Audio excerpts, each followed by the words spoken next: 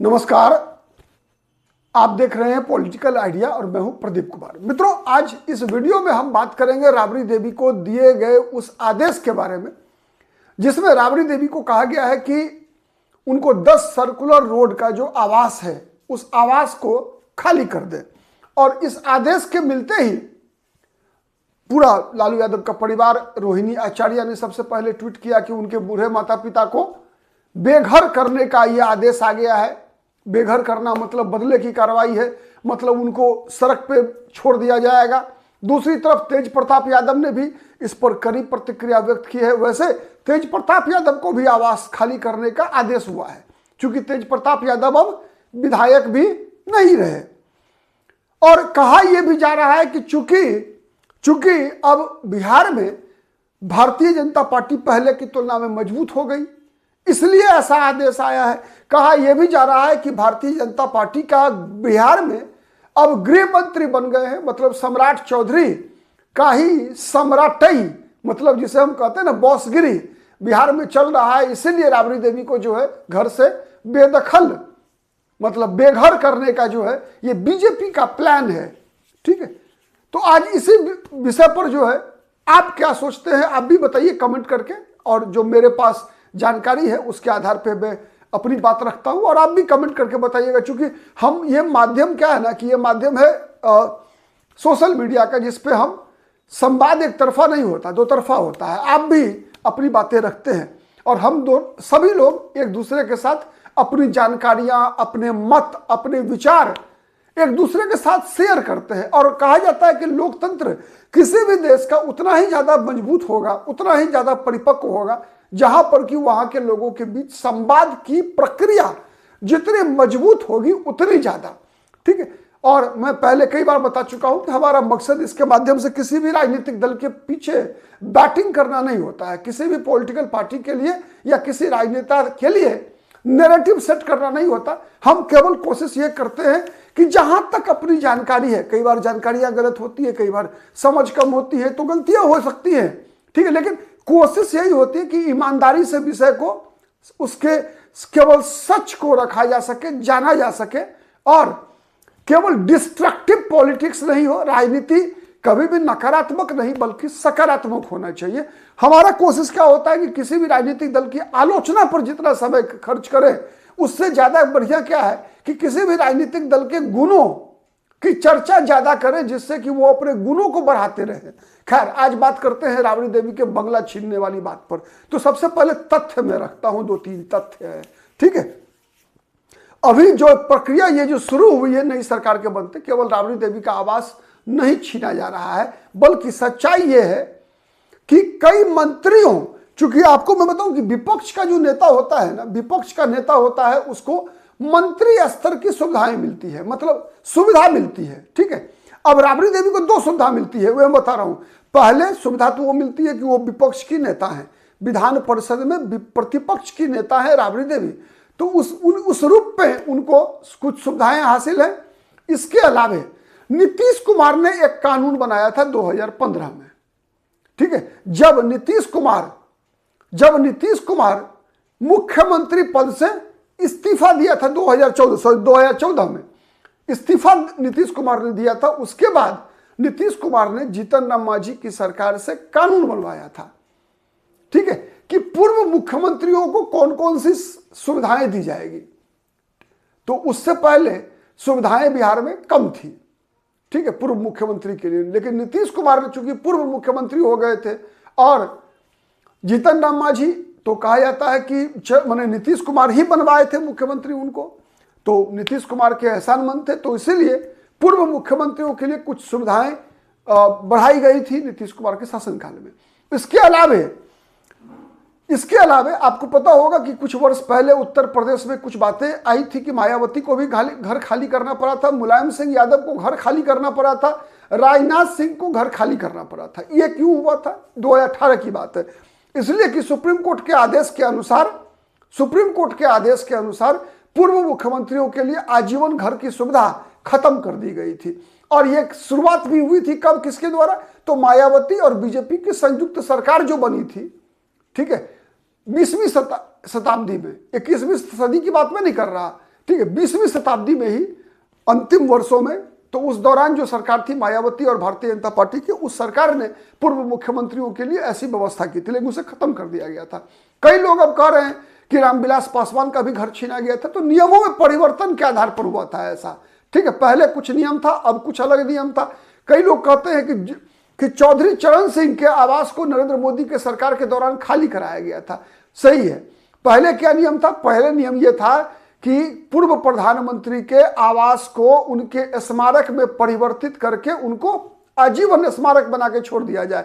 तो बाद में सरकार ने यह देखा कि अगर ऐसा करते रहे तो आने वाले 100-200 वर्षों के बाद तो कई ऐसे पूर्व प्रधानमंत्री जिनके आवास को स्मारक में तब्दील कर दिया जाएगा, तब तो सैकड़ों की संख्या में हो जाएंगे, तब तो फिर विकट परिस्थिति पैदा हो जाएगी, ठीक है। तो इसलिए उस नियम को संशोधित कर दिया गया। तो अब ऐसा नहीं है। पहले आपको याद होगा, मैंने जहां जवाहरलाल नेहरू संग्रहालय को कन्वर्ट कर दिया गया, किस चीज में? उसको कन्वर्ट कर दिया गया प्रधानमंत्री संग्रहालय में। पहले जवाहरलाल नेहरू जिस आवास में रहा करते थे उसी को कन्वर्ट कर दिया गया था नेहरू मेमोरियल के रूप में, ठीक है। लेकिन उसको फिर कन्वर्ट कर दिया नरेंद्र मोदी की सरकार ने प्रधानमंत्री संग्रहालय के रूप में। तो अब हर प्रधानमंत्री की याद से संबंधित वस्तुएं वहां रखी हुई है। तो ये परिवर्तन आया है। तो बिहार में भी नीतिगत फैसला हुआ, और इस नीतिगत फैसले में कोई सम्राट चौधरी का कोई भूमिका नहीं है और ना कोई बीजेपी की ताकत बढ़ी है, उसका असर है। क्योंकि आपको मैंने बताया है पिछले वीडियो में भी, देखिए एक चीज तय है कि जब तक नीतीश कुमार मुख्यमंत्री हैं बिहार में किसी का नहीं चलेगा, ठीक है।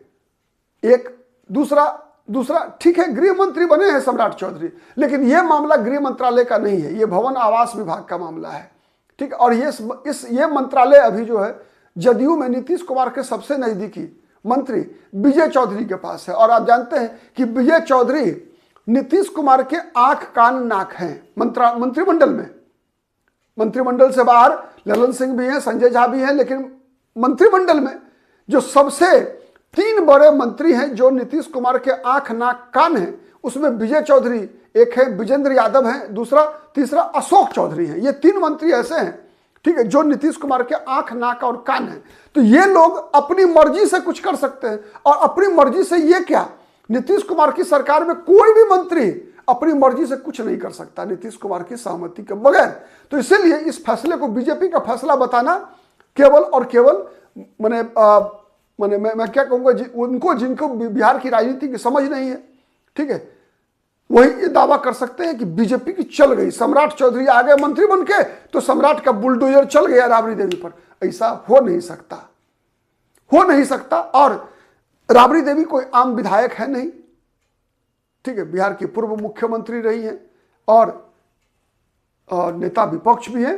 तो इसीलिए हल्की बातें केवल मीडिया में टीआरपी के लिए कुछ लोग करते हैं, केवल पॉपुलैरिटी के लिए की जा सकती है, ठीक है। लेकिन अब दूसरी तरफ एक और बयान आया है आरजेडी के प्रदेश अध्यक्ष मंगनी लाल मंडल का, कि कोई ताकत ऐसी नहीं है जो कि राबड़ी देवी के आवास को खाली करा सके।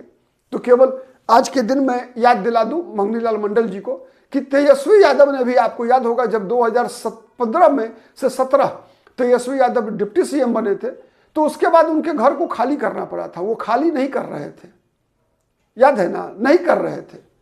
करोड़ों रुपया लगा लिया था उसमें, ठीक है, जिसमें सुशील मोदी ने कह दिया था कि भाई इतना महंगा घर में हम नहीं रह सकते। जब सुशील मोदी दोबारा मुख्यमंत्री बने थे वहां 18 में, तो सुशील मोदी ने कहा था, ठीक है, 17 में। तो ये चीजें हैं कि और उस दौरान करोड़ों रुपया लगाया गया था उस फ्लैट के अंदर, टॉयलेट्स, एयर कंडीशनर, मतलब जितने भी सुविधाएं, आधुनिक सुख सुविधाएं थी। फिर वो छिन गई। छीनी का मालूम है, अपने मन से खाली नहीं किया था, तब खाली किया गया था जब हाईकोर्ट का आदेश आ गया था, ठीक है। और इस फैसले में भी जो आज राबड़ी देवी को मजबूर होना पड़ेगा घर खाली करने के लिए, उसमें उस अदालत के आदेश की भी बड़ी भूमिका है, जिसकी चर्चा हम दूसरे वीडियो में करेंगे, नहीं तो फिर ये वीडियो बहुत बड़ा हो जाएगा। और सबसे अंत में मैं बताऊं, सबसे आदर्श स्थिति ये होती, आपको याद होगा कि पिछली बार 2019 में जब नरेंद्र मोदी प्रधानमंत्री बने थे, ठीक है, दोबारा जीतकर, तो उन दिनों सरकार में दो मंत्रियों को ड्रॉप किया गया था। ठीक है, तो सुषमा स्वराज और अरुण जेटली, इन दोनों ने मंत्रिमंडल से जिस दिन उनका कार्यकाल पूरा हुआ, मंत्री नहीं रहे, 24 घंटे के अंदर मंत्री पद से हटने पर आवास खाली कर दिया था। मतलब क्या है कि जिस बंगले के लिए आप इंटाइटल्ड नहीं हैं, आदर्श स्थिति यही होती है कि आप उस बंगले को खाली कर दें। तीसरी बात, मैं कई बार कहता हूं कि देश का लोकतंत्र सबसे बेहतर स्थिति में कब होगा पता है? जब अमेरिका में जैसे बराक ओबामा वहां के राष्ट्रपति पद से मुक्त होने के बाद उनको अपना परिवार चलाने के लिए उनको नौकरी करनी पड़ रही है। काश अपने देश में भी ऐसा होता कि पूर्व मुख्यमंत्री, पूर्व प्रधानमंत्री, मंत्री, राज्यपाल, जितने एमएलए एमपी हैं, सबको चुनाव हारने के बाद नौकरी करते देखता तो लगता कि भाई भारत भी हमारा जो है कितना परिपक्व लोकतंत्र है, पुराना लोकतंत्र। हम खुद अपना गाल बजाते हैं, अपना ढोल खुद पीटते हैं कि हम तो महानतम लोकतंत्र हैं। लेकिन क्या इस महान लोकतंत्र में ऐसा नहीं लगता कि हम अपने जनप्रतिनिधि को राजा बनाकर पैदा करते हैं? तभी तो लोग कहते हैं कि नहीं, फ्लैट नहीं छोड़ेंगे, जैसे उनकी पूर्वजों की संपत्ति हो। नहीं, तो ये सब पर लागू होता है। आज चूंकि बहाना, चर्चा करने का बहाना लालू परिवार था, राबड़ी देवी थी, उनको नोटिस मिला है, इसीलिए। और इससे साथ साथ में बताऊं, कई मंत्रियों, जो मंत्री इस बार नहीं आए हैं जीतकर, उनको भी ऐसा हुआ है। ठीक, कई विधायकों के लिए अलग फ्लैट भी बनी है। और दूसरी बात, ये एक सर्कुलर रोड वाला जो 10 सर्कुलर रोड जिस बंगले में अभी रह रही है राबड़ी देवी, उससे बड़ा एरिया है जो नया फ्लैट आवंटित हुआ है राबड़ी देवी को। ठीक है, लेकिन वो स्टेटस, चूंकि एक होता है ना कि लगातार मुख्यमंत्री के आवास के बगल में है, राजभवन के बगल में है, तो वो नहीं है केवल। ठीक है, लेकिन एरिया बड़ा है, इससे भी बड़ा, ये 1 एकड़ का है, वो 3 एकड़ का है। ठीक है, चलिए, तो इस मुद्दे पर जो स्थिति थी, आप क्या सोचते हैं कमेंट करके जरूर बताइएगा। वीडियो कैसा लगा जरूर बताइएगा। अगर पसंद आता है तो शेयर कीजिएगा। ठीक है, अब तक यदि चैनल को सब्सक्राइब नहीं किए हैं तो प्लीज सब्सक्राइब कर लीजिएगा। आज के लिए इतना ही, बहुत बहुत धन्यवाद।